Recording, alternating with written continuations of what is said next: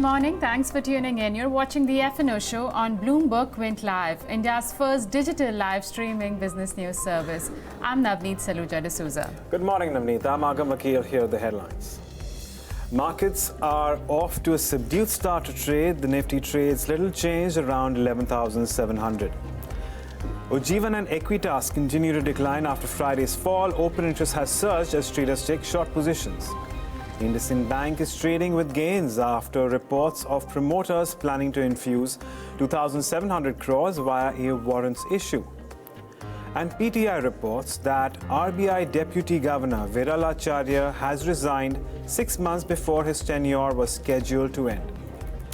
All right, those are the top headlines for you at this hour. Let's also tell you what's happening with the markets. Well, due to uncertainty in the global markets and precisely because of geopolitical tensions in the Middle East, we are seeing markets once again coming off the opening levels at least. Nifty's off nearly about 45 to 50 points from the highs that we've seen. In terms of open interest build-up, nothing much to write home about, 2%.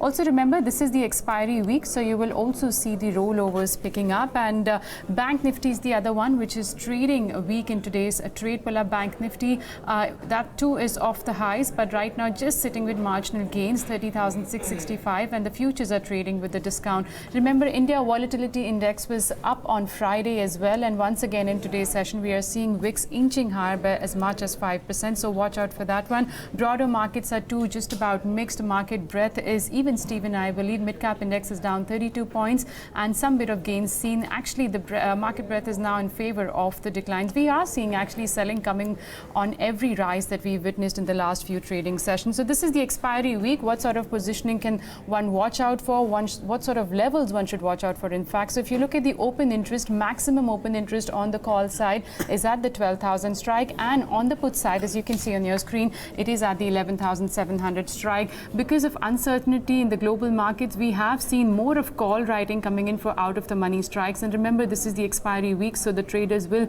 go out and try to pocket that premium, whichever is available because of time decay.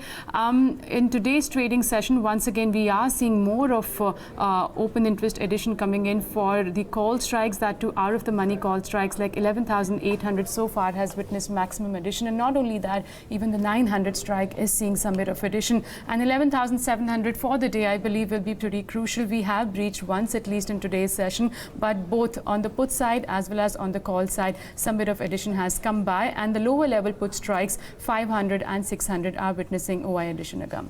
Right. Well, let's talk about stocks, which is seeing, well, perhaps a large change in open interest. We must remember that this is expiry week, so we are likely to see some amount of big changes as far as open interest is concerned. That list should come up for you on your screen right now. And we do have Mahanagar Gas, Ujjivan Financial Services, and Equitas, as I've addressed earlier. Even though, well, we've seen divergent moves for both the microfinance companies, Adani Power and Glenmark, of course, among the others, which are looking at a surge in open interest. Glenmark is under pressure because of certain challenges with respect to one of its drugs and the US FDA. There is shorts coming in there. Talking about those stocks which are looking at unwinding, and there will be quite a few from here on for the next 3 to 4 days. Hexaware is one of them. Clear case of unwinding coming through, considering the kind of strength it has seen of late. Repco Home Finance and Ajanta Pharma, among others, which are also buzzing in trade, looking at some amount of unwinding. But we'll be watching out for one, Hexaware Technologies, and on the other end, Equitas and Ujjivan Financial Services for big moves today, Navneet.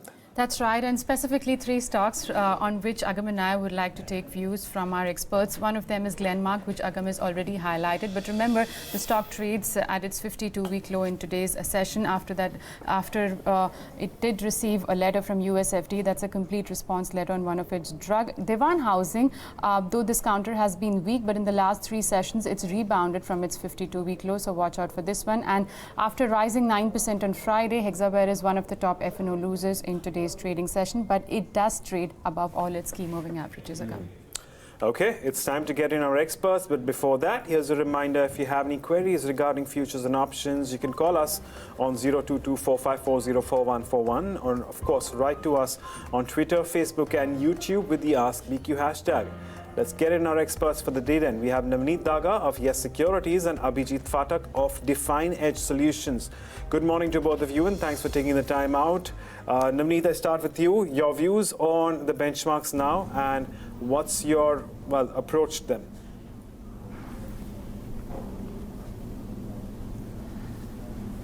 Well, interestingly, we have seen this sideways market in entire series itself. We have seen this that 300-point odd trading band has been respected. However, if you look out the beneath of the market, the broader markets have been reeling under pressure. We have seen somewhat heavyweights also started to see some selling pressure led by Reliance and Maruti. To my understanding, there's a chances that at least on a headline indices, we might see some kind of a more downside rather than being on the upside, because of late we have been seeing the selling pressure getting accentuated in the heavyweight stocks, and on the lower side 11,700 put options that holds a maximum over. There's a chances that rise in the VIX coupled with a drag below that 11,700 might force a panic unwinding from the put writers. So to my understanding, with trade with a negative bias to basically sideways trend with the 11,600 seems to be the good support area to my understanding that should be respected for this expiry. Okay, Abhijit, good morning to you. How are you viewing the trade this morning? Would you venture out and take any trade considering this is also the expiry week? Good morning. Yes, it is on a broader range. Nifty is range bound between 11,600 and in fact 12,000, and it needs to at least close above 11,800 to show any strength. But I don't think it will do it in the next couple of days because of the heavy call writing.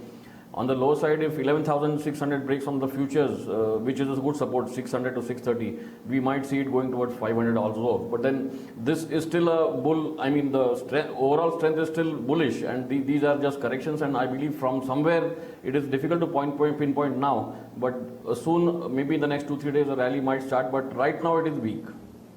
Okay, well, interestingly, both our experts are selling strangles. Well, one on the Nifty and the other one on the Bank Nifty. So before we go across to our experts, here's a little bit of an idea of what a short strangle is. It is one when one sells an out of the money call and an out of the money put in anticipation of decrease in volatility, perhaps a decrease in premiums. The strategy becomes profitable when there is a contraction in option premiums, and thereby that is when you become, of course, in the green. That said, Abhijit, I come back to you. You are running a short strangle on the Nifty. Can you take us through that? Since I said it is on a broader range, it is sideways, it is better to sell a strangle. And I would prefer to go to the July strangle, which is 11,700 put and 11,900 put. Since Nifty on a shorter time frame is trapped between these two strike prices.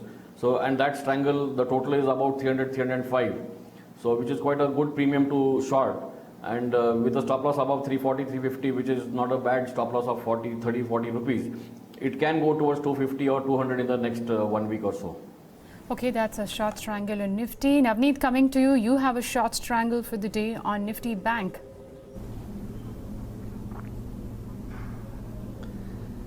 Well, if you look out, I have been last 3 or 4 sessions, we've been suggesting that short strangle strategies are working well since the markets are stuck in a broader range. We are not seeing the big spiking largely, so there is no major basically decay in the terms of Vega. So to my understanding, short strangles for this current coupled for this current week itself will also work well. The lower side on the Bank Nifty, we've seen a support emerging at 30,200 levels. We have seen a number of times market bouncing from that levels on the Nifty Bank, and simultaneously we have not been able to cross that 31,000 hurdle on the higher side. So basically selling the wings on the higher side of 31,200 calls and simultaneously selling at 30,200 puts on the lower side, giving us an inflow somewhere in the range of 130 to 135 points, and that's a decent inflow to trade with, and I'm expecting that premium inflow likely to shrink down, and the target is somewhere in the range of 40 to 10 points in this current week. And keeping a strict stop loss, since the Bank Nifty is largely even should keep a very strict stop loss on the total spreads widens towards 200 levels, because we have seen this big swings happening on the Bank Nifty time and again. So it is prudent to keep a strict stop loss in the level of somewhere in the 200 level where the total spread outflow would be, and trade with this for the next couple of days. That there are likely chances that we eat up the entire premium in this strategy. Okay. All right. So it's a short strangle for Navneet as well, but this one is on the Nifty Bank. So let's talk about stocks then. Navneet, once again, stocks that are looking good to you, interesting to you in terms of trade.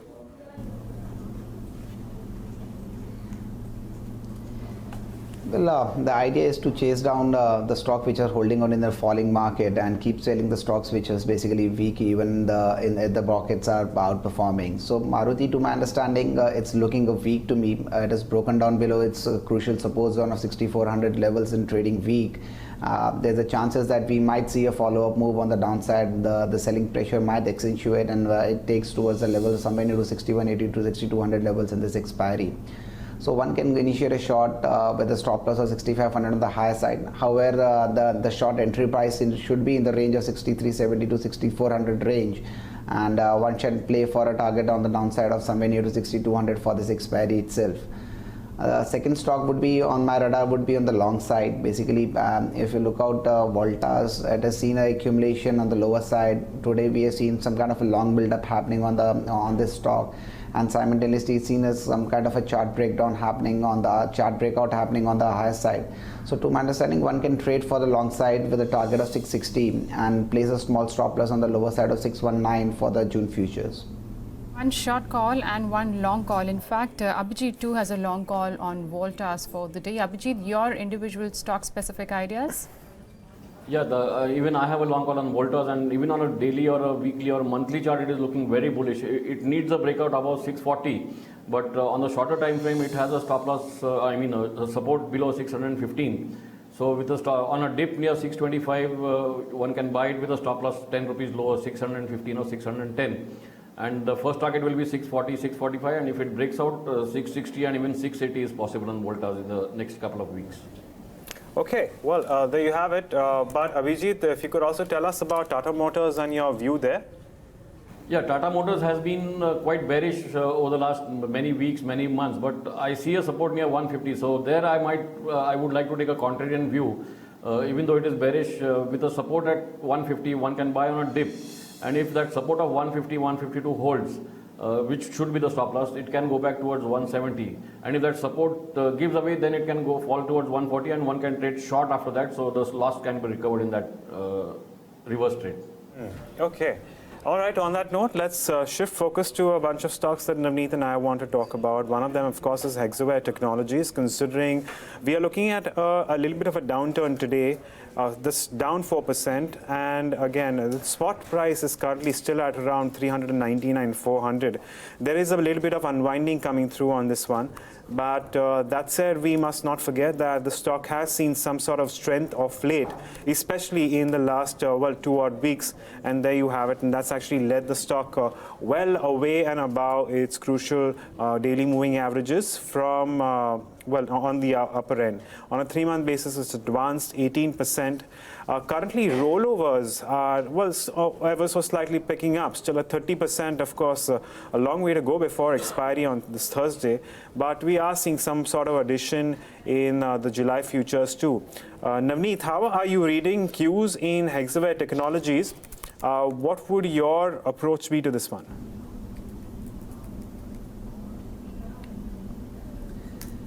Well, if I have to speak on the charts, because no major data points I can see on the option side which is picking up. So to my understanding, there's a chances that since the chart has seen on the charts we have seen already a breakout happening somewhere in the range about 375 odd levels. I'll wait for any dip as an entry point because it's looking likely that the stock it can see a level of somewhere in the range of 410 odd as an initial target. So to my understanding, wait for a prudent dip to buy into the stock and the range of somewhere into 380 odd. If we see another fall of 10 odd points, we can see it as a good entry point with a stop loss of 370 on the positional side on the lower.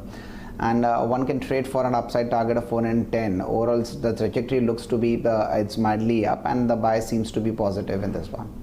Okay, that's the view coming in on Hexaware. If you're looking to take a fresh position in the long side, wait for the stock to see some bit of correction. Navneet advises to go long around the levels of 380. The other one that we want to discuss is Dewan Housing. Now, this has been an underperformer. In fact, if you look at the performance for the June series, the stock's down about 33 to 34%, but it's rebounded from its 52-week low seen on June 20th of about 59.7. From thereabouts, the stock is up actually for the third straight session. But can one expect a short covering bounce in the expiry week? Abhijit, let me come to you for this one. Some update coming in that the board will be considering the fourth quarter results on June 29. But this week, considering it is the expiry week, the stock's corrected over 30% for this series. Can one expect more bounce back that we've seen in the last three sessions? Dewan Housing has a support near 65, so one can use that as a stop loss to buy on a dip. It has, like you said, it has been beaten on quite a lot, so maybe it might consolidate, it might give a pullback. On a medium-term time frame, it needs to well close above 95 and 100 to become strong. So that is not the idea right now. But for a bounce of maybe 5 to 10%, maybe on a dip near 70, it can be bought with a stop loss of 65 for a target of 75 or 80. Okay, let's also take a look at Glenmark. Of course, the news here is the fact that it's one of its important drugs has run into some challenges with respect to the US FDA. Now today it's down nearly 6%. Its open interest has surged 14%. More importantly, the kind of selling that we have seen in the last two sessions has intensified with volumes too. So with high volumes, you have seen sharper drops. And in fact, since the beginning of May, this stock has come off from levels of 650 to currently trading at around 472. So there certainly has been a lot of weakness. And in fact, in the last 3 months, it's lost as much as 36 odd percent. So, well, the real question is there any respite in store, or are we expecting a little more weakness? And in case traders are interested in picking up a position, what would they do? Navneet, this question is for you. What would your advice be?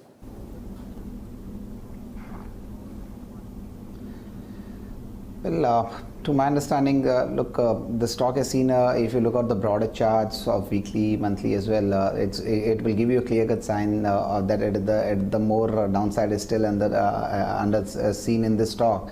So to my understanding, it has already seen a breakdown, but it's currently on a daily chart is trading at a much more oversold zone. On the news flow, if you sell it, there's a chances that we might see a short covering bounce happening. So to my understanding, I will wait for a small spike and on the short covering. If we are going to see somewhere in the range of 490 to 495, that's a good short selling idea. One can look for that any bounce to trade short on that stock. Overall trajectory looks down, and it's looking likely the way that has seen a breakdown, it might see a level of somewhere near to 420 odd. If I draw an extension, it suggests me that that stock might see as low as that level. So use bounces to keep going short on that stock. The positional stop loss should be kept in somewhere in the range of 520 odd. Okay, so Glenmark is looking weak. On any sort of bounce back, one can look to create a fresh short position. Let's move on and start addressing our viewer queries. The first one comes in from Vinay on YouTube. He's asking if there is any chance of Nifty getting out from that range of about 11,700 to about 11,800. Abhijit, every time it's breached the 50 DMA last week, there is some bit of buying which has emerged. Currently, index definitely trades above that mark, but what are the chances that index will come out of this zone of 700 to 800 that we witnessed in the last few trading sessions?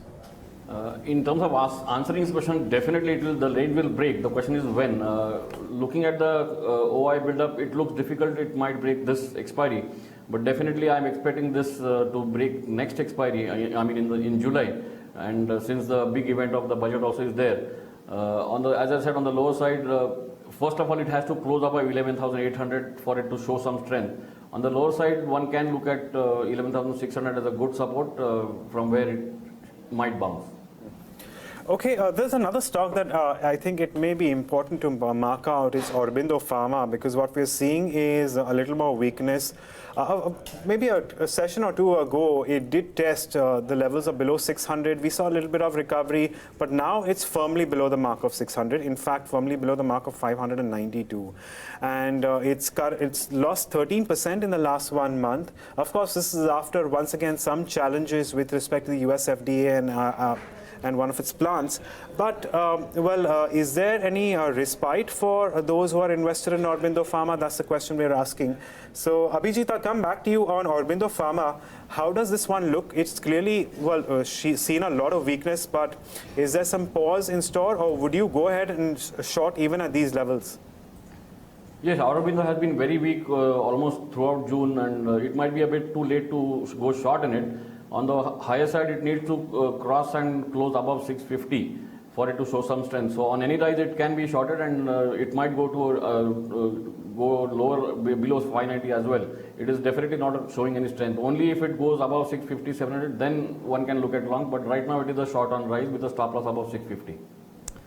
Okay, Kunal writes to us on Facebook. He's asking to suggest a Nifty option strategy. Kunal, we've already discussed that at the start of the show, where Abhijit has advised a short strangle, whereby selling the 11,700 put and the 11,900 call. Probably you can go through the show once again and look at that strategy. I want to pull up UPL, which is one of the top gainers on Nifty. Remember, this counter was weak last week, where because of some reports coming out from HSBC and some other brokerages highlighting some concerns, but remember the brokerages continued to be bullish on this one. Some rebound seen after the stock fell about 10 to 11% last week. It's up about 3.5%. Navneet, how would you read today's move? Does it warrant to take any sort of trade in UPL, or one should wait for more recovery?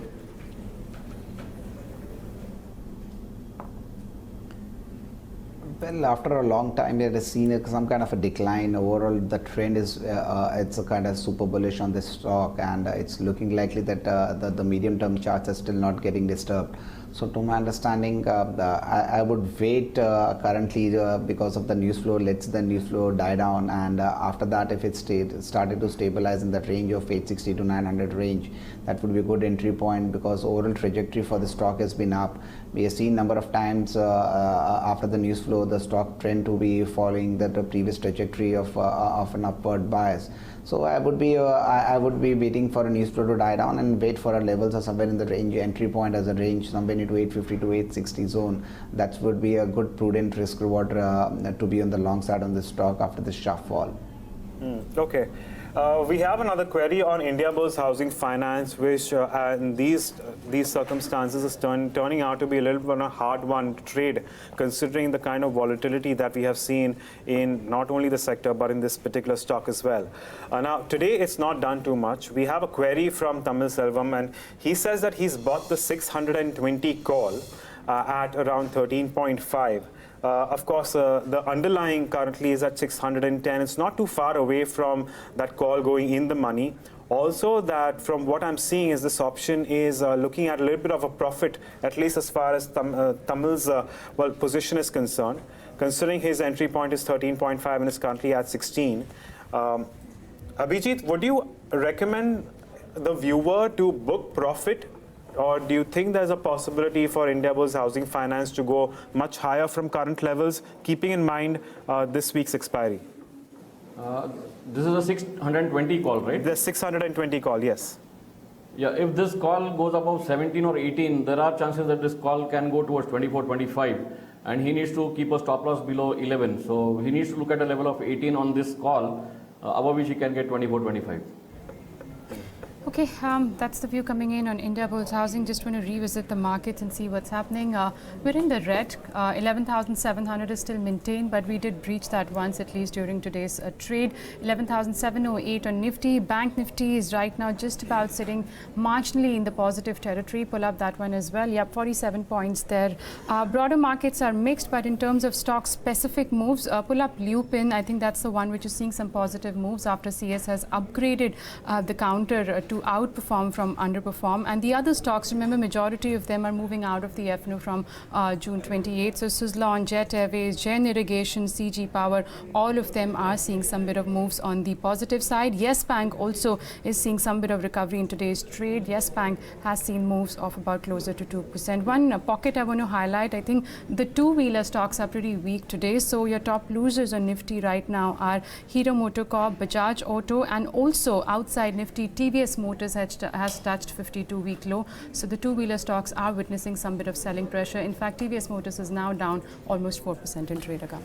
Okay, well, on that note, I'm going to thank both our experts, Abhijit and Navneet, for joining us and taking us through their views on the markets. Don't forget, for more news and updates, especially on the futures and options space, don't forget to visit our website, especially the futures and options pages where you have plenty of data which may aid you in your trading. All right, with that, it's a wrap on this edition of the F&O Show. Thanks a lot for watching, but you can stay tuned to Bloomberg Quint for more news and updates.